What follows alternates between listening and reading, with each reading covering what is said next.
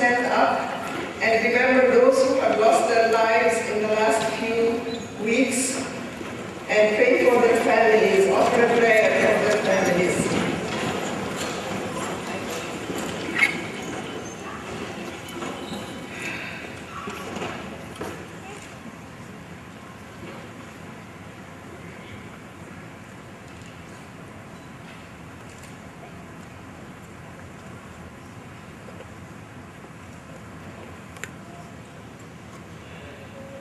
Thank you. You may be seated.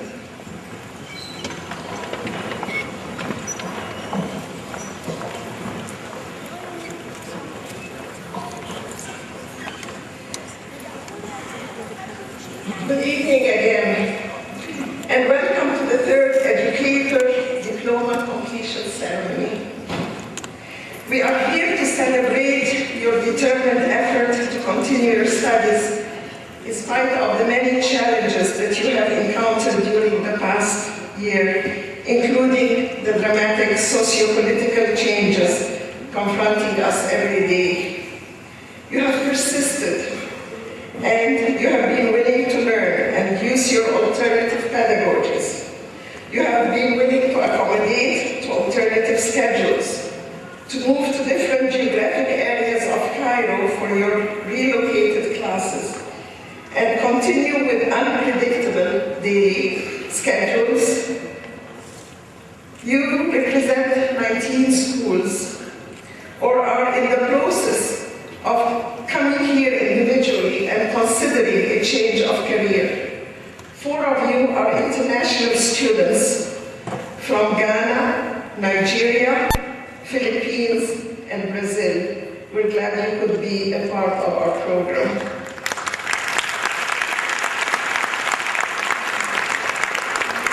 Your dedication during the past couple of years to pursue your studies might have caused others to question why you are so involved when you have so many additional commitments.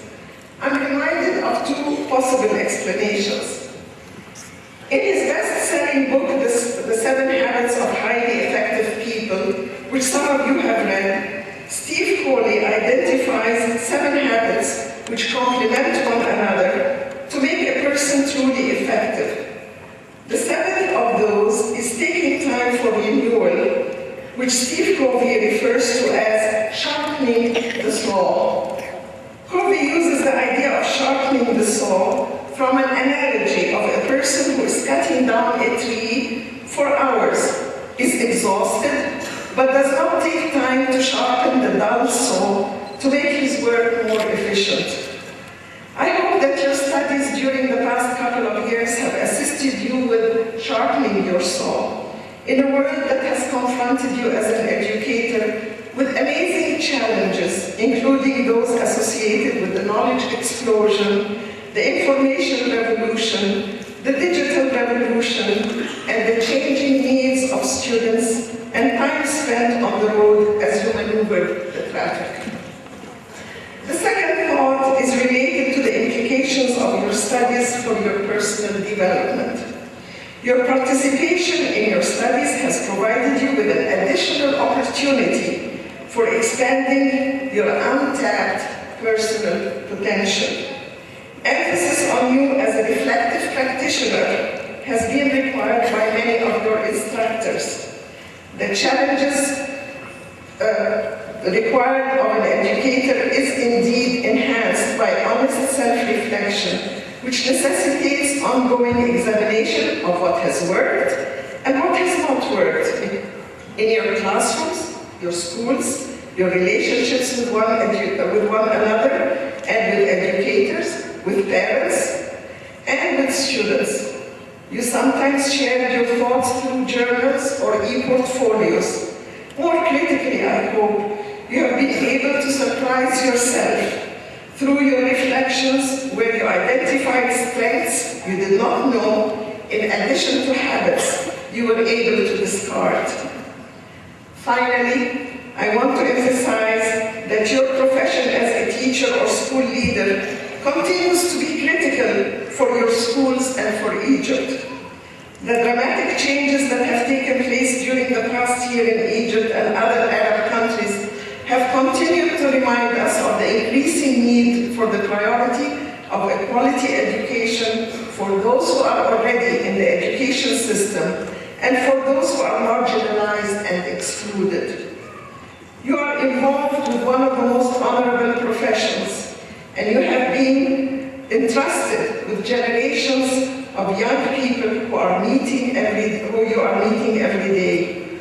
You have accepted the challenge of sharpening your tools. We hope that in some small way you have been empowered to be the best of who you are at this point in your life. Before I end these introductory remarks, I would like to introduce participants on the stage who have taken the time, in spite of their busy schedule, to join us in this celebration. Dr. Lisa Anderson, President of AUC. Dr. Amna Salama, AUC Counselor. Mrs. Nehat Shidaya, ExxonMobil Public and Government Affairs Manager. Dr. Hassan Hossein, Professional Educator, Diploma Director. In a little while, Mrs. Laila Tawek, who's an AUC graduate and staff member, will also be joining us for the music. Dr. Medhat Haroun is unable to join us today. I would also like to acknowledge three special groups. Professional Educator Diploma instructors, whose names are at the back of your programs. I would appreciate if you can stand for us to recognize and thank you.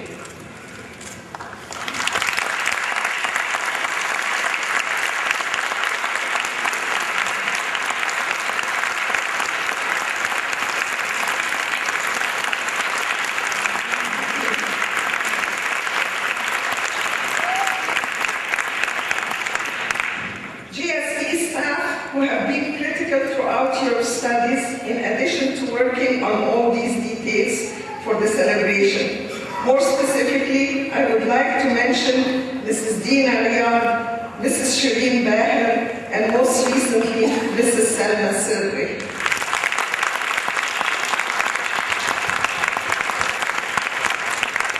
I would also like to acknowledge the role of the School of Continuing Education. They're not here as a critical mass, but the dean is here, and I would like him to stand so we all recognize the work of the school.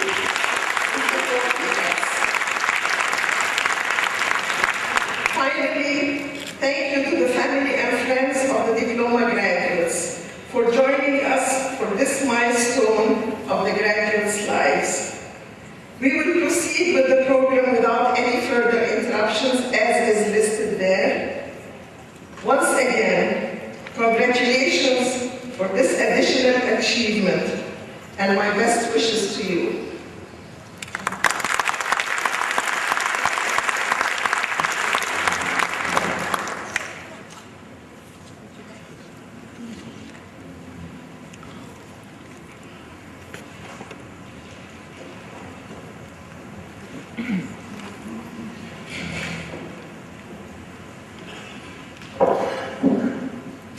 Ladies and gentlemen, distinguished guests, welcome. We are proud of all of you, and honestly, we are proud of ourselves. Next to the parents of the world, the most important people are our teachers, dedicated to shaping the future of our families, our communities, and our nations. We at AUC are deeply proud to be associated with you, some of the most dedicated teachers in Egypt. As you may know, my mother taught science to 11 and 12-year-olds for decades. She loved it, and we, her family, admired her for it. But I know from experience that your success as a teacher and as a student is partly your family's success. Your sacrifice is partly their sacrifice. So I want you to take this opportunity to thank them all for their contributions to your success.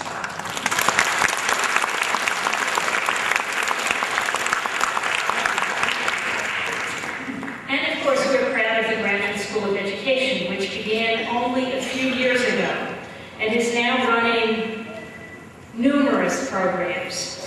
Certificate programs like yours for professional educators, degree programs for aspiring teachers and policymakers, outreach programs for school administrators, such as our Principals Academy, research programs designed to improve education and educational administration from kindergarten through the university level throughout Egypt and the region. It is an extraordinary achievement, this school, and I particularly want to thank and congratulate Dean Samiha Peterson, who has been its tireless advocate. She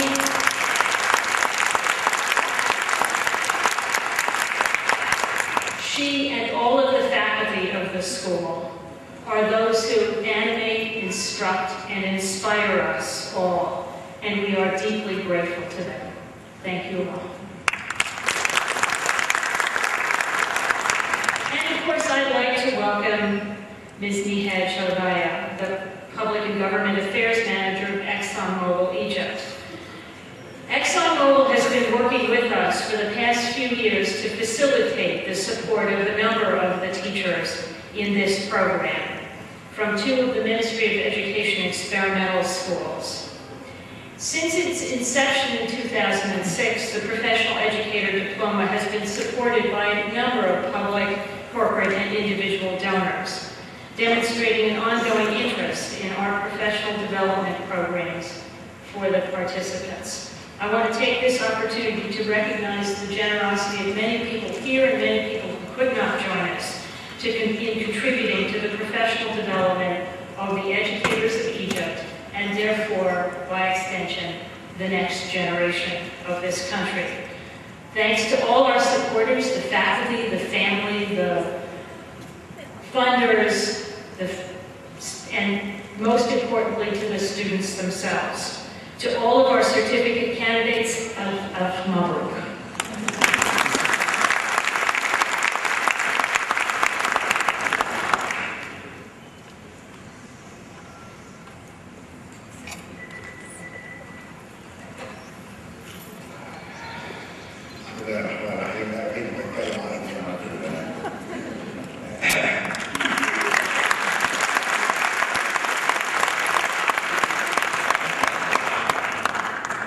بداية يعني قبل ما أتقدم بجميع التحية أحب إن أنا يعني أسلم على ما قام به الدكتورة سميحة بيترسون وأقدم التحية باسمكم جميعا إلى أرواح الشهداء ثورة 25 يناير على كل ما بذلوه، ونتمنى إن شاء الله إن إحنا يعني أرواحهم ديت تكون بذلوها في سبيل شيء إن شاء الله كلنا نتطلع إلى تحقيقه، وهو حرية وديمقراطية وعدالة اجتماعية.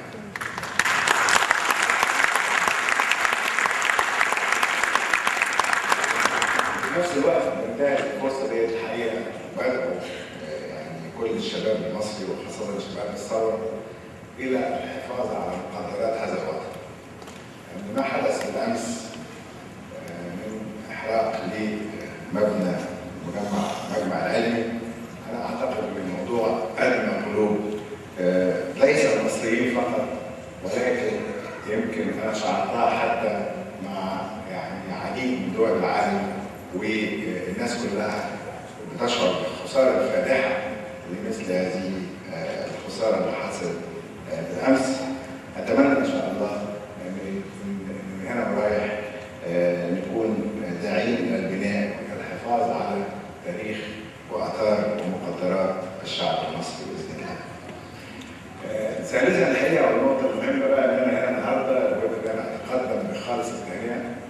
خالص التهنئة للمعلمين عبروا هذا البرنامج واللي نجحوا، واللي أعتقد إن هم مروا بتجربة فريدة أتاحتها لهم الجامعة الأمريكية من خلال كلية الدراسات العليا في التربية. والحقيقة تهنئة بأديها أيضا إلى الجامعة الأمريكية نفسها للمبادرة اللي هي عملتها واللي استطاعت من خلالها أنها تحقق وتقيم مثل هذه الكلية والبرامج اللي احنا هنتكلم عليها دلوقتي، اللي إن شاء الله أتمنى أنها تكون لها إسهام رئيسي في تطوير التعليم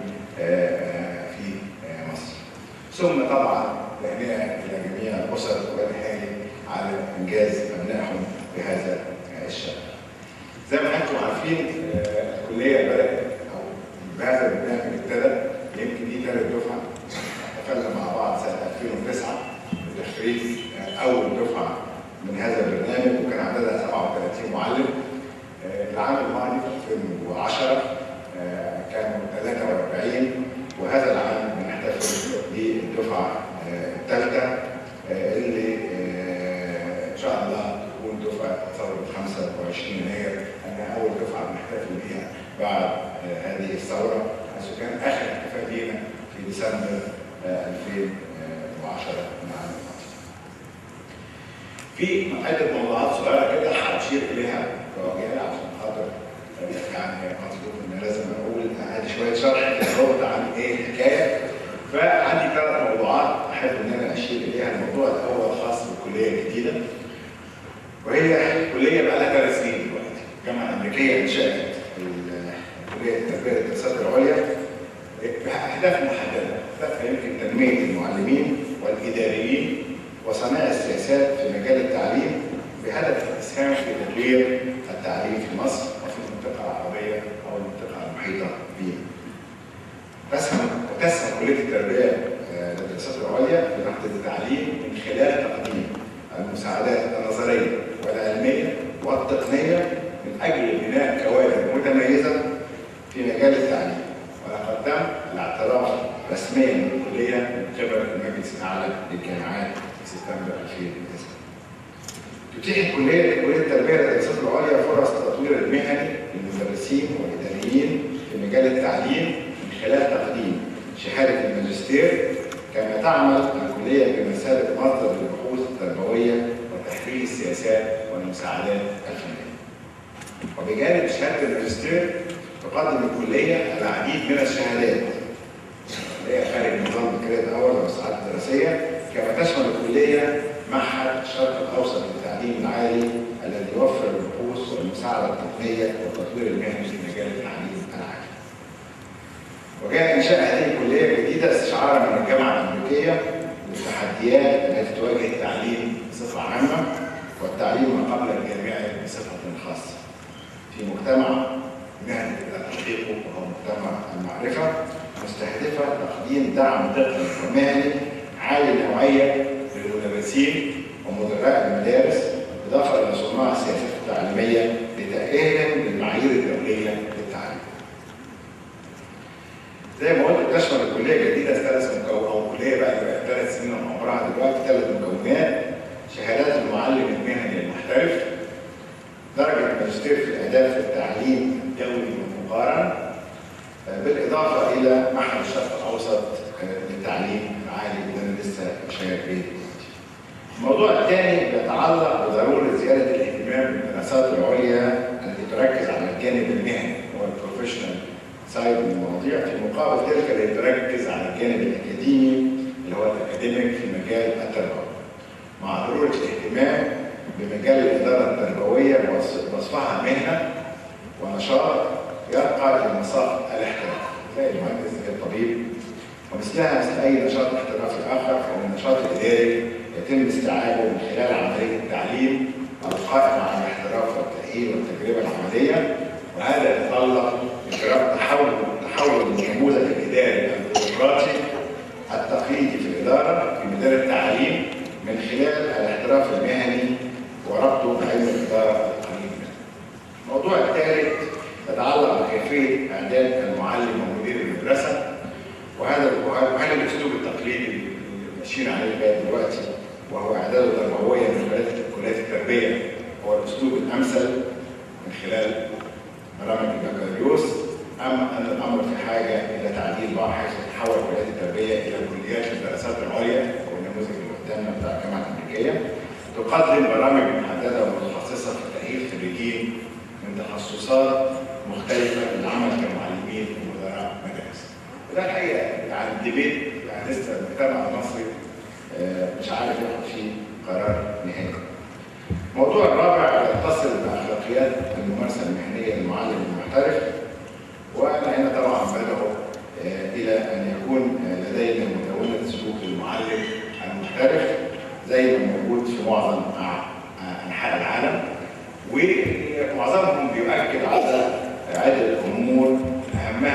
المعلم المحترف يسعى لخلق بيئة التعلم التي تغطي تحقيق إمكانيات جميع الطلاب. المعلم المحترف يبذل جهدا واعيا لتجسيد أعلى المعايير الأخلاقية. المعلم المحترف يؤمن بمسؤوليته أن لكل طفل الحق في التعليم دون توقف أو انقطاع.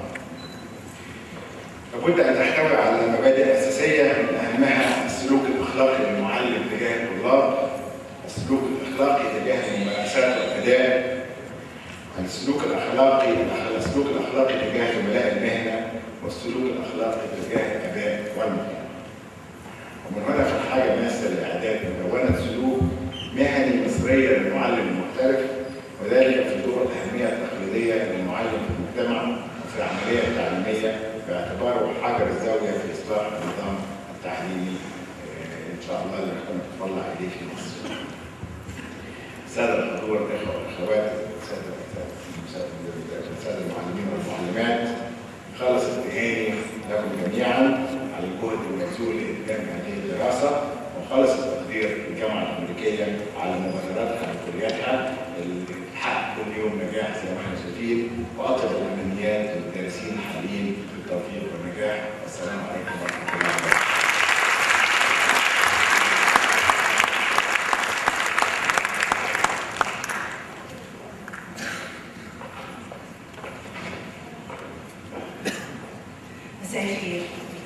I'm here on behalf of Mr. Andy Wells, who was unable to attend. He was very keen to join in this celebration. But before reading Andy's speech, I would like to express how proud I am that I'm here with you. I've been involved in this project with Dr. Samiha, with Dr. Roxanne, and I've also met many of these familiar faces, the teachers.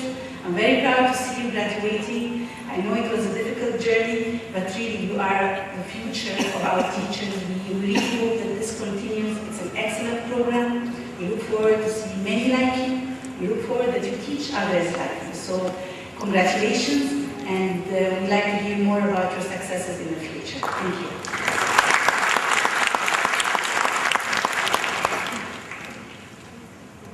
For Andy's speech, let me express and extend my special appreciation to Dr. Lisa Anderson, President of the American University in Cairo, to Dr. Samiha Peterson, distinguished professors and interim dean of AUC's Graduate School of Education, and to everyone who contributed in this unique educational opportunity. Let me also extend special appreciation to the outstanding teachers and their families who supported them to succeed in their developmental journey. ExxonMobil Egypt has been privileged to share more than 100 years in Egypt's growth. Through these years, we have been an active partner in growth and development of Egypt. During that time, we not only grew our business, but very importantly, we grew together with the communities in which we operate. Over that time, our business has grown from modest beginnings to become a recognized leader in many areas. Today, ExxonMobil Egypt operates a broad chain of service stations and very dependably provides fuels and services across Egypt. We blend and market lubricants and specialties, recognized for the world-class quality throughout the country. And in the last few years, we invested in an expanding chain of what have become the pace-setter convenience retailing stores in Egypt, Mobil's on the run. In addition, we have always recognized that successful businesses do not operate in isolation, but in a close relationship with the communities in which we operate. We have thus defined our commitment to the community through improving educational opportunities in Egypt. Looking at the recent changes, it is clear that nothing is more important or more lasting than the opportunity of quality education that will help build a generation of future leaders of Egypt. ExxonMobil Egypt's engagement with our communities has been focusing on education at a variety of levels, from programs like Ishraq, which aims to improve life opportunities for out-of-school adolescent girls in Upper Egypt through an integrated curriculum of literacy, life skills, and sports, to Injaz, which targets public high schools and college students eager to learn about business and entrepreneurship, to supporting SAIF, students in free enterprise and their teams to learn about free enterprise, to scholarships for higher level educations in science and math, in the Middle East and North Africa region, and then to enhancing public school teachers' performance like yourselves and their educational skills. This in partnership with the American University in Cairo for the teachers professional educated for diploma. Through this unique program, EXO model aims to contribute to the development of teachers who will have the potential to develop and progress and change the field of delivering education. In line with our ongoing commitment to education, training, and development, EXO Model Egypt is honored to be able to partner with a premier institution like the American University in Cairo in supporting these deserving professionals as they strive to earn their professional educator's diploma. Congratulations to all of you, and we welcome more opportunities to work together with the American University in Cairo, Dr. Lisa, Dr. Samiha. Thank you for working with EXO Model Egypt to make this corporate social responsibility a reality. Thank you.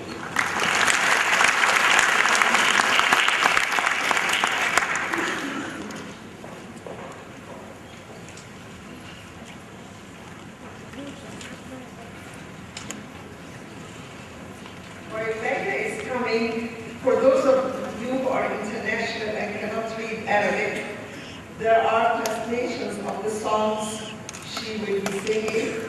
She changed one of them. The second one, which was Educator, she replaced it by We Save O Egypt. ليلى تنشد لنا نشيدين. هي غيرت واحدة من الأغنيات اللي هي الدنيا حلوة، وبدأت كده عشان هي ساكنة في بلاد التحرير اختارت أغنية إسلام يا مصر.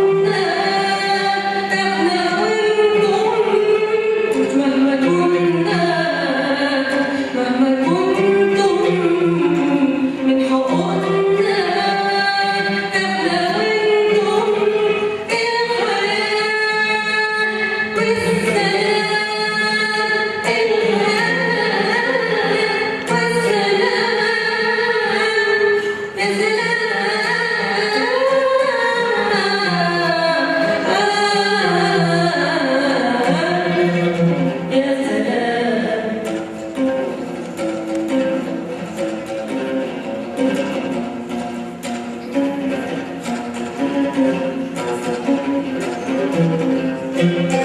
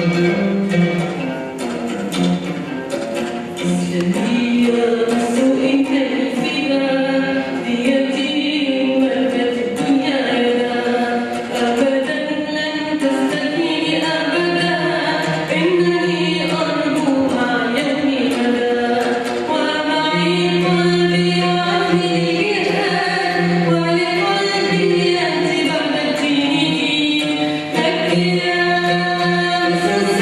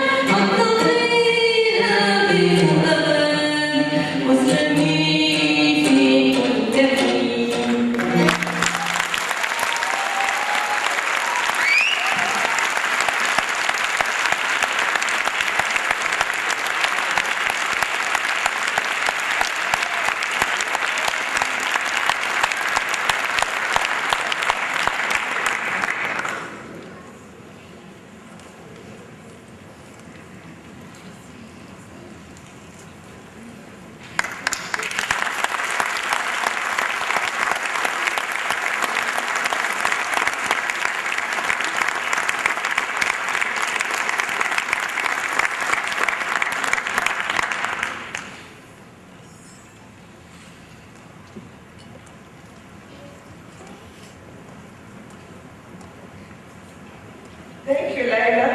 We all needed that. A very special time, and thank you for your giving us some more energy to continue with our challenges. This was the song, these songs were chosen for you graduates. I hope you enjoyed this.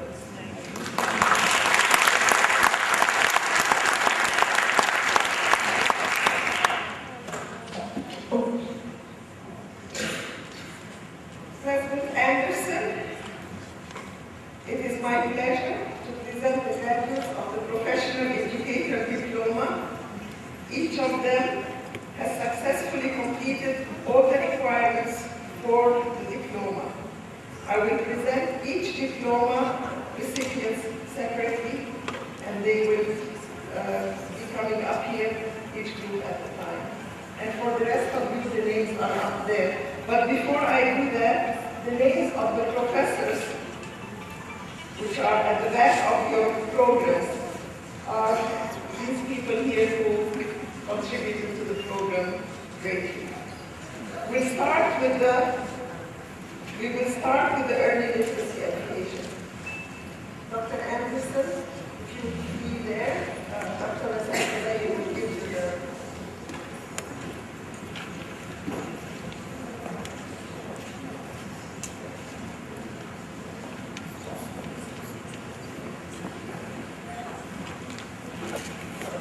Early Literacy Education Diploma, Abir Muhammad Yusuf,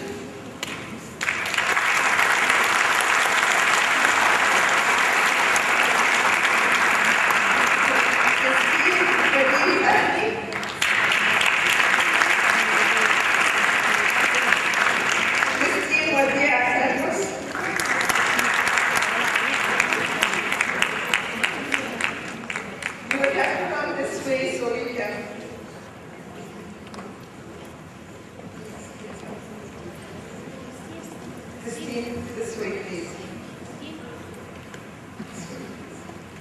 Heba Abdul Fadil Hassanin.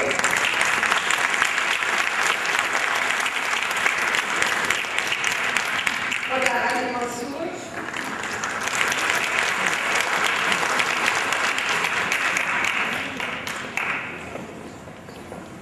Hoda Hassan Higazi.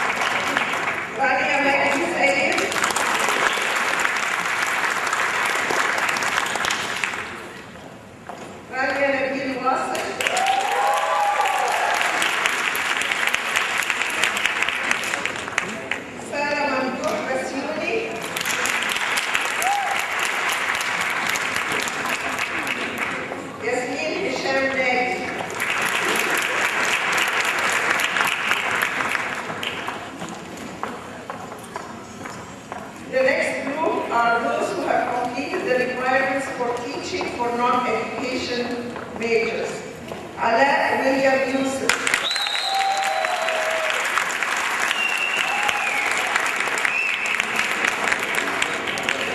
Aman Muhammad Al-Khuli.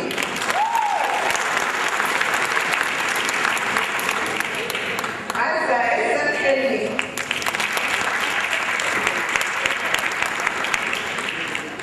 Jermaine Ahmad Sharif.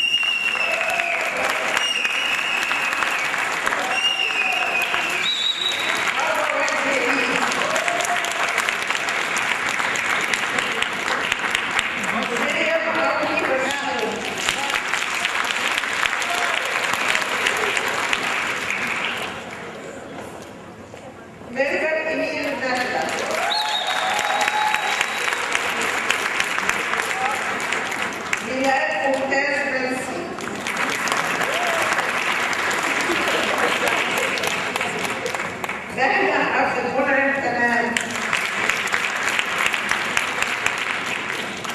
نهال عمان جمعة. نهى صبري علي.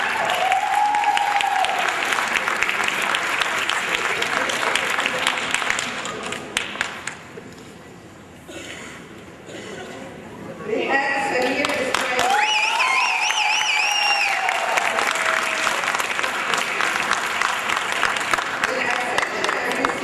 For him, Rodrigo Carlos Perez. Marwari will receive his, oh, she's an asset. Okay. Yasmin Adel Yusuf.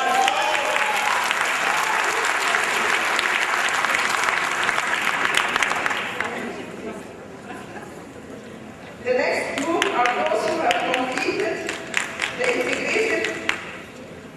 integrated technology for classroom teachers diploma. Ali Mahmoud Salim.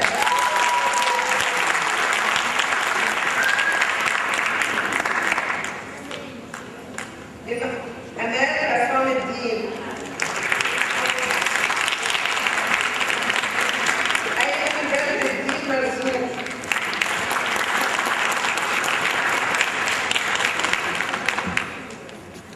Aizat Ibrahim Hussein.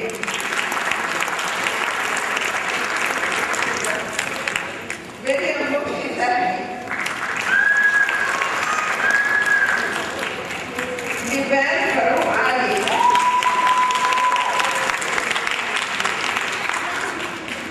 Rafa Samir Maroon.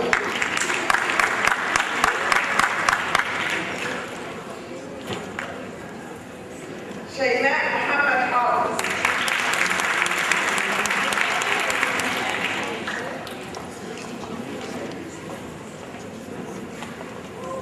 The next group are those who have completed the Teaching Diverse Learners Diploma. Ahmed Shahid Sayyid.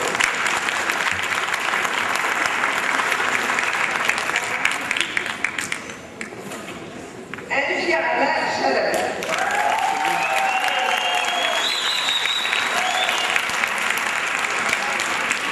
Ayman Hussein Malek.